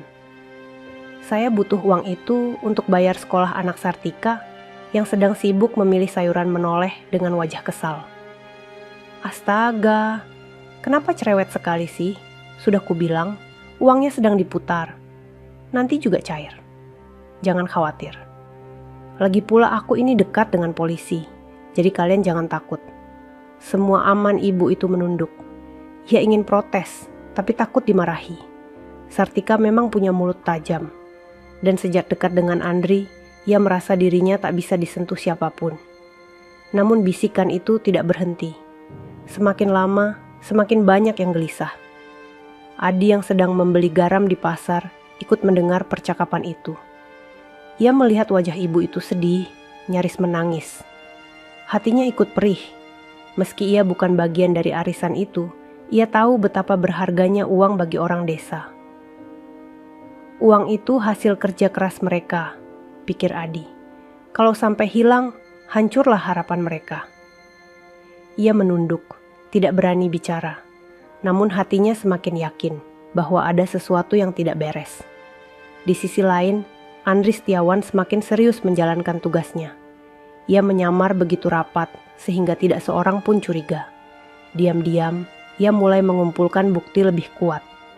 Suatu malam, ia kembali mengintai sebuah pertemuan di rumah besar di pinggir desa. Dari jendela, ia mendengar percakapan para pelaku. Uang arisan bulan ini belum cukup untuk menutup yang kemarin. Kita harus tarik lebih banyak. Tenang saja, ada Sartika. Dia bisa menenangkan para ibu. Mereka percaya sama dia. Tawa mereka terdengar keras. Dan di antara mereka, Andri melihat Sartika duduk dengan wajah bangga. Ia ikut tertawa, merasa dirinya bagian dari lingkaran itu. Andri mengepalkan tangan. Ini sudah jelas. Tinggal tunggu waktu untuk menjaring mereka semua hari-hari berikutnya. Tanda-tanda mencurigakan semakin jelas. Beberapa ibu yang seharusnya mendapat giliran uang arisan hanya diberi janji. Nanti Bu, sabar dulu, uangnya sedang diputar. Namun janji itu tidak pernah ditepati. Beberapa warga mulai berani membicarakan hal ini secara terbuka. Kenapa arisan tidak beres-beres? Uang kita kemana? Aku mulai curiga. Jangan-jangan benar ada yang menggelapkan. Dan hampir semua tudingan akhirnya mengarah ke Sartika. Suatu sore, di balai desa, beberapa ibu mendatangi Sartika dengan wajah serius. Bu Sartika, kami minta penjelasan. Uang arisan sudah 3 bulan tertahan. Banyak dari kami butuh untuk sekolah anak, bayar hutang, dan belanja kebutuhan. Jangan main-main dengan kami. Sartika terkejut, tapi ia tidak mau kalah. Ia berdiri dengan tangan di pinggang, suaranya lantang. Apa-apaan ini? Kalian menuduhku? Jangan sembarangan. Aku sudah bilang, uangnya aman. Kalian terlalu panik. Lagi pula, aku punya Andri. Dia polisi. Kalau ada masalah, dia yang akan melindungiku. Kalimat itu membuat suasana hening. Beberapa ibu saling pandang, kecewa sekaligus takut. Mereka sadar, Sartika semakin sombong. Adi yang kebetulan lewat, berhenti sejenak. Ia melihat semua itu dengan mata kepala sendiri. Hatinya teriris. Wanita yang dulu ia cintai, kini berdiri dengan wajah angkuh, menolak bertanggung jawab. Adi ingin bicara, tapi lidahnya keluh. Ia hanya bisa menatap dari kejauhan, lalu melanjutkan langkah dengan kepala tertunduk. Malam itu, Adi kembali duduk di serambi gubuknya. Angin malam berhembus pelan, membawa suara jangkrik yang tak pernah berhenti. Ia menatap langit, air matanya jatuh. Ya Allah, Engkau Maha Melihat. Aku tidak bisa melakukan apa-apa. Aku hanya buruh sawit yang tidak punya suara. Tapi aku tahu, Engkau tidak akan membiarkan keburukan menang selamanya. Tunjukkanlah kebenaran ya Allah. Lindungilah orang-orang yang lemah. Doanya mengalir seperti aliran air mata. Dan ia merasa sedikit lega, meski luka di hatinya masih dalam. Di tempat lain, Andri kembali menulis laporan rahasia. Warga mulai curiga. Sartika semakin sombong, tapi juga semakin terjebak. Bukti semakin kuat.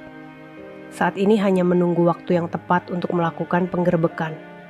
Semua harus terbongkar. Andri menutup bukunya, lalu menghela napas panjang. Ia tahu, sebentar lagi badai besar akan datang. Hari-hari itu menjadi titik balik. Warga desa mulai sadar ada yang tidak beres. Mereka mulai mempertanyakan kejujuran Sartika. Meski wanita itu masih berusaha menutupi dengan kesombongan, tapi retakan sudah muncul. Topeng Sartika perlahan mulai goyah. Dan sebentar lagi, kebenaran akan muncul ke permukaan. Malam itu, langit desa gelap gulita. Awan hitam menutupi cahaya bulan, hanya suara serangga dan angin yang berhembus pelan menemani. Warga desa sebagian besar sudah tidur. Lampu minyak padam satu persatu, hanya menyisakan keheningan yang mencekam. Namun di balik keheningan itu, ada pergerakan diam-diam yang tidak diketahui siapapun. Di ujung jalan desa, beberapa motor trail polisi berhenti tanpa suara. Lampu dimatikan, mesin didinginkan.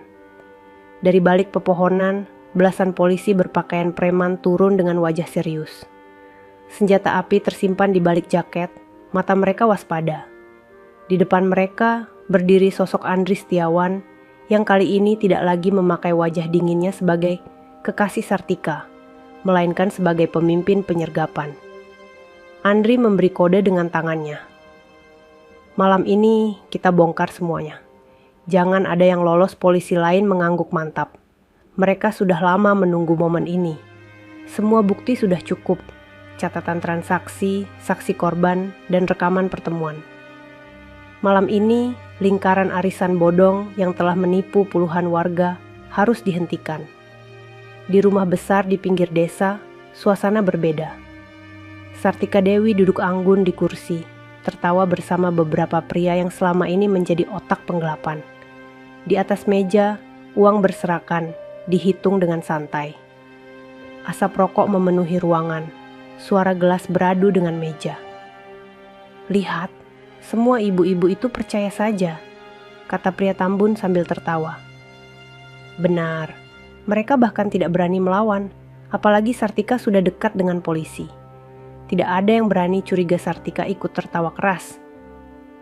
Ya, aku tinggal bilang Andri di pihakku. Mereka langsung diam. Semua percaya. Mereka pikir aku benar-benar akan melindungi uang mereka. Hahaha. Ia tidak sadar, Andri yang ia banggakan itu sedang bergerak mendekat bersama pasukan. Jam menunjukkan pukul 11 malam. Suara jangkrik terhenti sejenak ketika kilatan lampu senter menyapu halaman rumah besar itu. Tiba-tiba terdengar suara tegas memecah keheningan. Polisi! Semua tangan di atas, jangan bergerak. Pintu rumah didobrak keras. Pria-pria di dalam kaget. Beberapa berusaha kabur, tapi segera ditangkap. Sartika terperangah, wajahnya pucat. Ia melihat belasan polisi masuk, senjata diarahkan. Apa-apaan ini? Teriaknya panik.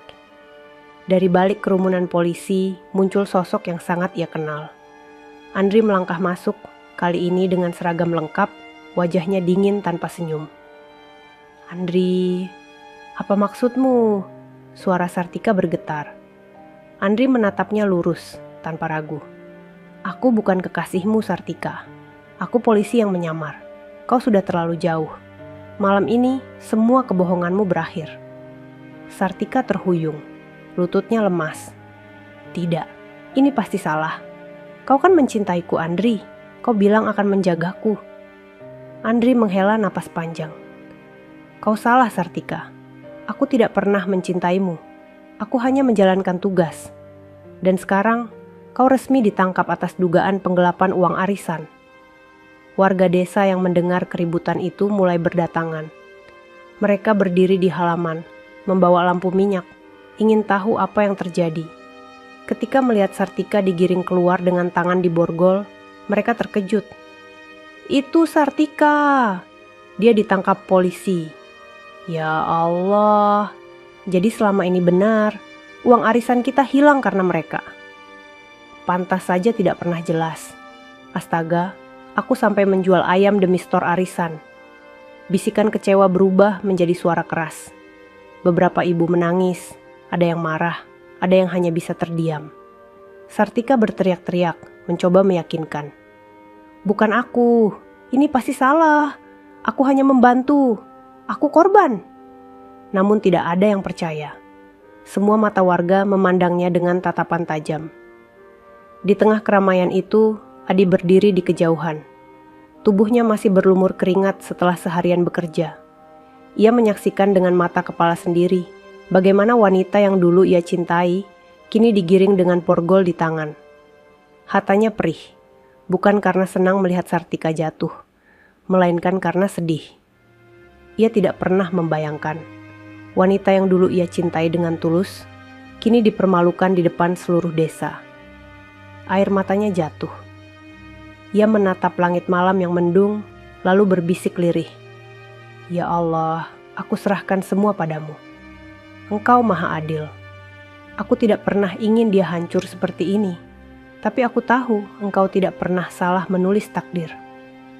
Andri menghampiri Adi setelah proses penggerebekan selesai. Suaranya tenang, tapi matanya penuh makna. "Adi, maafkan aku. Selama ini aku diam, membiarkanmu dihina. Aku tahu hatimu terluka, tapi aku tidak bisa membuka siapa diriku sebenarnya. Aku harus menyamar agar bisa mengungkap semuanya." Adi menunduk, lalu menggeleng pelan. "Aku tidak menyalahkanmu, Andri. Aku tahu sekarang, semua ini bukan salahmu. Kau hanya menjalankan tugas. Justru aku berterima kasih, karena kau sudah membuka mata semua orang." Andri menepuk bahu Adi, senyumnya tipis. "Kesabaranmu luar biasa, Di. Allah pasti sudah menyiapkan jalan yang indah untukmu." Malam itu, suasana desa benar-benar geger. Sartika yang dulu sombong, kini menjadi tontonan. Ia menangis, meronta, tapi borgol di tangannya tak bisa dilepaskan. Semua warga melihatnya digiring ke mobil polisi. Tidak ada lagi senyum angkuh, tidak ada lagi suara lantang merendahkan orang lain. Yang ada hanya tangisan dan penyesalan yang terlambat. Di gubuk kecilnya, Adi kembali bersujud lama setelah semua selesai. Ia menangis dalam doa. "Ya Allah, Engkau benar-benar maha adil. Engkau tunjukkan kebenaran dengan cara yang tak pernah aku bayangkan. Aku tidak akan pernah lupa malam ini angin malam berhembus pelan, seakan ikut menghapus sisa air mata di pipinya." Malam itu, penggerebekan bukan hanya membongkar kejahatan arisan, tapi juga membongkar topeng kesombongan. Semua warga menjadi saksi bahwa kebenaran pada akhirnya akan selalu menemukan jalannya. Suara mobil polisi yang membawa Sartika berhenti di halaman balai desa. Malam itu, puluhan warga sudah berkumpul. Lampu-lampu minyak digantung di sana-sini. Wajah-wajah penuh penasaran menatap ke arah mobil. Saat pintu dibuka, seorang polisi menggiring Sartika turun dengan tangan terborgol. Sartika menunduk, wajahnya pucat. Namun warga segera mengenali sosoknya. Seketika kerumunan riuh. "Itu Sartika. Ya Allah, jadi benar dia yang terlibat arisan bodong. Pantas saja uang kami tidak kembali." Beberapa ibu langsung menangis. Mereka teringat uang tabungan yang hilang, harapan untuk membayar sekolah anak, biaya berobat suami, atau sekadar membeli beras. Semua hilang sia-sia. "Uangku, Bu Sartika. Uangku.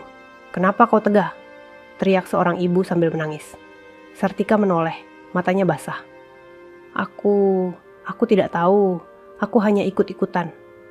Suaranya lirih, hampir tenggelam oleh riuh warga.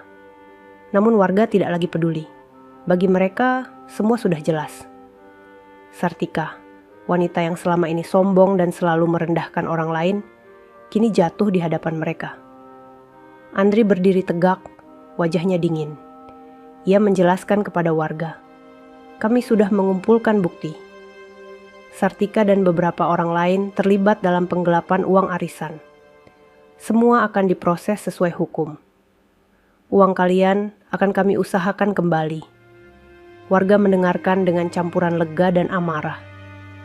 Mereka lega karena akhirnya kebenaran terungkap, tapi mereka marah karena selama ini dibohongi. Sartika hanya bisa menangis. Air matanya jatuh membasahi pipi. Suara tangis itu semakin keras, semakin menyayat, terutama ketika ia melihat tatapan warga yang dulu ia remehkan. Di tengah kerumunan, Adi Pratama berdiri agak jauh. Ia melihat semua itu dengan mata yang basah. Hatinya bergetar hebat. Wanita yang dulu ia cintai, yang pernah ia doakan dalam setiap sujud, kini menangis terpuruk di depan semua orang. Bukan kebahagiaan yang ia rasakan, melainkan kesedihan. Ia tidak pernah ingin Sartika hancur.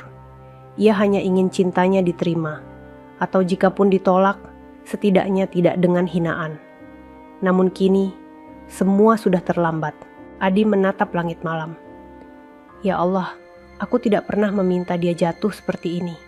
Tapi aku percaya, Engkau Maha Tahu jalan yang terbaik. Lindungilah dia, meski kini banyak yang membencinya. Air mata jatuh, namun senyumnya tipis, penuh ikhlas. Sartika semakin histeris. Ia berteriak, "Aku tidak bersalah, aku hanya korban." "Andri, katakan sesuatu. Katakan kalau kau mencintaiku. Katakan kalau kau akan melindungiku." Semua orang terdiam, menunggu jawaban. Andri melangkah maju, menatap Sartika dengan sorot mata dingin. "Sartika, aku tidak pernah mencintaimu. Aku mendekatimu hanya untuk tugas. Semua yang kau banggakan hanyalah topeng. Dan sekarang, topeng itu sudah jatuh." Kata-kata itu membuat Sartika terhuyung. Lututnya lemas, tubuhnya hampir jatuh ke tanah. Air matanya deras, suaranya pecah. "Tidak, tidak. Jangan begitu, Andri. Aku cinta padamu. Aku meninggalkan semuanya demi kamu." Namun Andri hanya menoleh ke polisi lain. Bawa dia. Warga menatap Sartika yang meronta. Ada yang iba, ada yang merasa puas, ada pula yang hanya menggeleng. Seorang ibu yang kehilangan uang arisan berteriak keras. "Inilah balasan untuk orang yang sombong. Kau dulu merendahkan orang lain, sekarang kau dipermalukan di depan semua orang." Sartika menangis, tangannya mencoba meraih siapapun. "Tolong aku, jangan biarkan mereka menangkapku." Tapi tidak ada yang maju, tidak ada yang menolong. Bahkan teman-temannya yang dulu sering memuji kini memilih mundur, takut ikut terbawa masalah. Suasana semakin kacau. Tangisan Sartika bercampur dengan teriakan warga.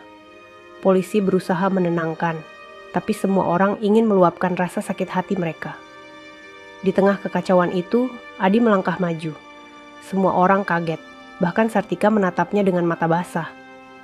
"Adi!" Suaranya bergetar. Kau masih peduli padaku?" Adi menunduk, lalu berkata, "Pelan, aku tidak pernah membencimu, Tika. Meski kau sering menghina aku tetap mendoakanmu. Aku tidak ingin melihatmu hancur, tapi sekarang semua sudah terjadi. Ikhlaskan, semoga ini menjadi jalan untukmu berubah." Sartika menjerit, tangisnya semakin keras. "Kenapa? Kenapa justru kau yang masih berbaik hati padaku, sementara aku sudah menyakitimu?" Adi hanya diam, menatapnya dengan mata berkaca-kaca. Malam itu menjadi malam penuh tangisan. Tangisan warga yang kehilangan uang, tangisan Sartika yang jatuh dari kesombongan, dan tangisan Adi yang melihat cinta masa lalunya berakhir dengan kehancuran. Namun di balik semua itu, ada pelajaran yang dalam. Kesombongan memang bisa membuat orang tinggi hati, tapi ketika jatuhnya akan semakin sakit. Dan Sartika baru merasakan pahitnya. Malam itu, setelah keributan reda dan Sartika digiring ke kantor polisi, warga desa masih ramai membicarakan kejadian besar yang baru saja mereka saksikan. Suara-suara lirih terdengar di setiap sudut. Ada yang masih menangis, ada yang bersyukur karena akhirnya kebenaran terungkap. Ada pula yang hanya bisa menggeleng tak percaya. Di tengah semua itu, Adi Pratama berdiri mematung. Tubuhnya yang kurus tampak lebih ringkih di bawah cahaya lampu minyak. Pikirannya berkelana, hatinya penuh campuran rasa. Perih, lega, dan sebuah keikhlasan yang perlahan tumbuh. Ia menatap ke arah mobil polisi yang membawa Sartika menjauh. Air matanya jatuh lagi, tapi kali ini bukan karena sakit hati, melainkan karena haru. Wanita yang pernah ia cintai, yang pernah ia impikan menjadi istri, kini terjerat kasus memalukan. Ia tidak bisa menolong, tapi ia juga tidak sanggup membenci. "Ya Allah," doanya lirih, "Engkau sudah menunjukkan jalanmu. Engkau sudah membuktikan siapa yang benar dan siapa yang salah. Aku hanya ingin hatiku tetap bersih. Jangan sampai ada dendam di dalamnya." Tak lama kemudian, Andri Setiawan menghampirinya. Polisi muda itu sudah tidak lagi menyamar. Seragamnya rapi, wajahnya tampak lelah, tapi matanya penuh ketegasan. "Adi," katanya pelan, "aku ingin bicara denganmu." Adi menoleh. Ia mengangguk pelan, meski dalam hatinya masih ada getir. Andri menarik napas panjang. "Aku tahu, selama ini kau menanggung banyak hal. Kau dihina, dipermalukan, bahkan dianggap rendah. Dan aku hanya diam. Maafkan aku, Adi. Aku tidak bisa melakukan apa-apa saat itu. Karena kalau aku membuka identitasku, penyamaran ini gagal. Aku harus berpura-pura, bahkan membiarkanmu diperlakukan tidak adil." Adi menatapnya lama. Bibirnya bergetar, lalu perlahan ia tersenyum tipis. "Aku mengerti, Andri. Kau hanya menjalankan tugas. Aku tidak menyalahkanmu." Andri menunduk, merasa bersalah. "Aku tahu hatimu terluka. Tapi aku kagum, Di. Kau tidak pernah membalas. Kau tetap sabar. Banyak orang mungkin sudah marah, tapi kau memilih diam." Adi menghela napas. "Kalau aku membalas, apa bedanya aku dengan mereka? Aku hanya bisa berdoa.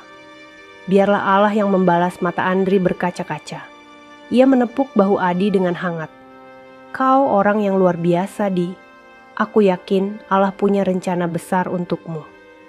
Keesokan harinya, kabar penangkapan Sartika menyebar ke seluruh desa. Warga berbondong-bondong datang ke rumah Adi, bukan untuk menghina lagi, tapi untuk meminta maaf. "Adi, kami salah sudah ikut-ikutan menertawakanmu. Maafkan kami, Di. Kami tidak tahu semua akan berakhir seperti ini. Kau benar-benar sabar, Adi. Semoga Allah membalasmu dengan kebaikan." Adi hanya tersenyum. "Tidak apa-apa. Aku sudah memaafkan semuanya. Aku hanya ingin desa kita kembali tenang." Senyumnya membuat banyak orang terharu. Mereka sadar, lelaki miskin yang dulu sering dihina itu ternyata memiliki hati yang jauh lebih mulia daripada mereka yang merasa lebih tinggi. Malam itu, Adi duduk di serambi gubuknya. Angin malam berembus pelan, membawa aroma tanah basah. Ia memandang ke langit yang penuh bintang. Hatinya terasa lapang. "Ya Allah, terima kasih. Engkau sudah menunjukkan padaku bahwa sabar bukan berarti kalah. Sabar justru membuatku kuat. Aku tidak punya apa-apa di dunia ini, tapi aku punya hati yang Engkau jaga." Air matanya jatuh lagi, tapi kali ini bercampur dengan senyum. Senyum ikhlas yang lahir setelah semua luka. Di kantor polisi, Sartika masih menangis. Ia menyesali semuanya, tapi semua sudah terlambat. Ia teringat kata-kata Adi di malam penangkapannya. "Aku tidak pernah membencimu. Aku hanya mendoakanmu." Tangisnya semakin keras. Ia sadar, lelaki yang dulu ia hina habis-habisan justru yang paling tulus padanya. Namun semua penyesalan itu datang terlambat. Borgol di tangannya menjadi saksi bahwa kesombongan selalu membawa pada kehancuran. Bagi Adi, hidupnya tetap sederhana. Ia masih bangun pagi, masih bekerja di kebun sawit, masih mengenakan baju lusuh dan penuh keringat. Tapi ada sesuatu yang berbeda. Ia kini dihormati warga, bukan karena harta, tapi karena hatinya yang ikhlas. Senyumnya tetap tipis, langkahnya tetap sederhana, tapi auranya berbeda. Ia telah melewati ujian besar, dan ia lulus dengan sabar. Danri mendekatinya beberapa hari kemudian. "Adi, aku tidak tahu bagaimana mengungkapkan terima kasihku. Kalau bukan karena kesabaranmu, mungkin penyamaran ini tidak akan berhasil. Kau mengajarkanku satu hal, ketulusan lebih kuat daripada seragam sekalipun." Adi tersenyum. "Aku tidak melakukan apa-apa, Andri. Aku hanya bertahan. Semua karena Allah." Andri mengangguk. "Tapi ketahuilah, aku berutang budi padamu. Jika suatu hari kau butuh bantuanku, aku akan selalu ada." Hari-hari berikutnya, Adi mulai menjalani hidup dengan hati yang lebih tenang. Ia tidak lagi merasa kecil karena hinaan, karena ia tahu harga dirinya tidak ditentukan oleh kata-kata orang, melainkan oleh sikapnya sendiri di hadapan Allah, dan desa pun perlahan kembali tenang. Hanya saja, cerita tentang kesabaran seorang buruh sawit bernama Adi Pratama tetap hidup di hati warga. Cerita yang menjadi pelajaran. Jangan pernah meremehkan orang sederhana, karena seringkali justru merekalah yang memiliki hati paling mulia. Pagi itu, sinar matahari menembus sela-sela pepohonan sawit, menciptakan cahaya keemasan di antara kabut tipis. Burung-burung kecil beterbangan, menyambut hari baru dengan kicauan riang. Di kebun sawit yang luas, Adi Pratama kembali bekerja seperti biasa. Parang di tangannya berayun, tandan sawit jatuh, dan keringat bercucuran. Namun ada yang berbeda. Tidak ada lagi suara ejekan yang mengikuti langkahnya. Tidak ada lagi bisikan meremehkan ketika ia lewat. Warga desa kini memandang Adi dengan hormat.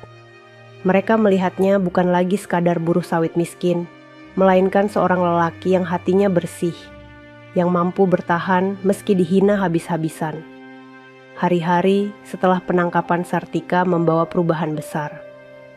Desa yang dulu ribut dengan arisan kini mulai tenang. Polisi berhasil mengusut jaringan penggelapan. Beberapa pelaku lain ditangkap, dan perlahan uang warga mulai dikembalikan. Meski tidak semuanya kembali utuh, setidaknya keadilan sudah ditegakkan.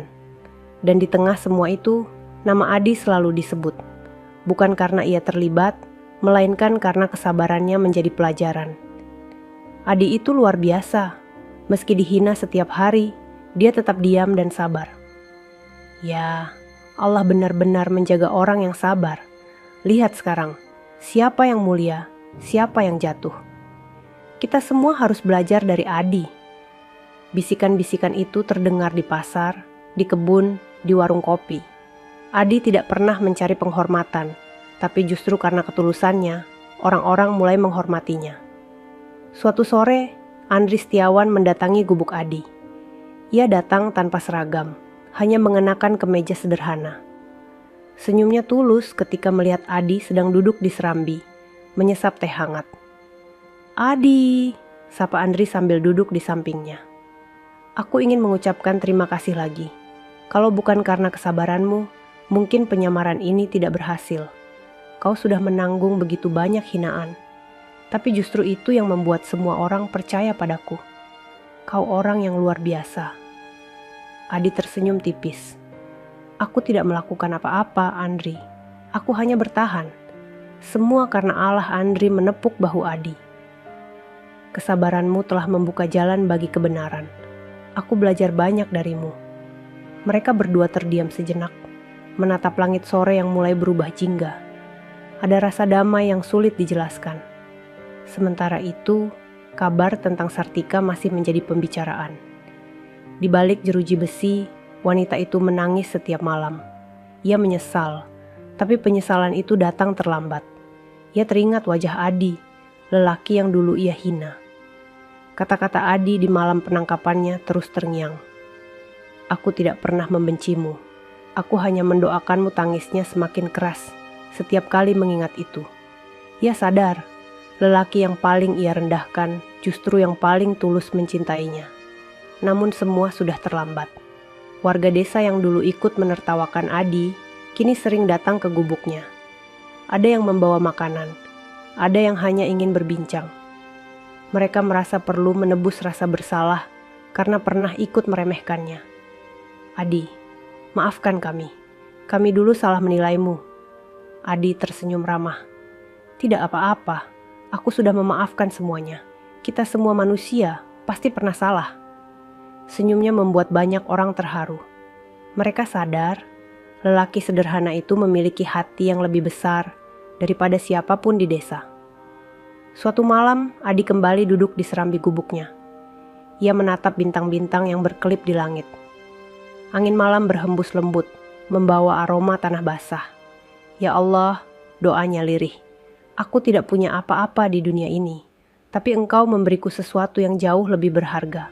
Hati yang kuat untuk sabar. Terima kasih, ya Allah. Aku ikhlas dengan semua yang telah Engkau tulis untukku." Air matanya jatuh, tapi kali ini bercampur dengan rasa syukur. Hari-hari terus berlalu. Adi tetap bekerja sebagai buruh sawit. Hidupnya masih sederhana, gubuknya masih kecil, pakaiannya masih lusuh. Namun di mata warga, ia bukan lagi sekadar buruh miskin. Ia adalah contoh hidup tentang arti kesabaran. Anak-anak kecil bahkan sering mendengar cerita tentangnya dari orang tua mereka. Belajarlah dari Pak Adi. Jangan sombong, jangan menghina orang. Lihatlah, orang sabar selalu dijaga Allah. Cerita itu menyebar, menjadi hikmah yang akan dikenang desa itu selamanya. Malam terakhir, sebelum semua benar-benar tenang, Adi berdiri di kebun sawit, menatap bulan purnama yang terang. Ia tersenyum, lalu berbisik lirih. Kesabaran memang berat, tapi buahnya manis. Terima kasih ya Allah, karena Engkau tidak pernah meninggalkanku.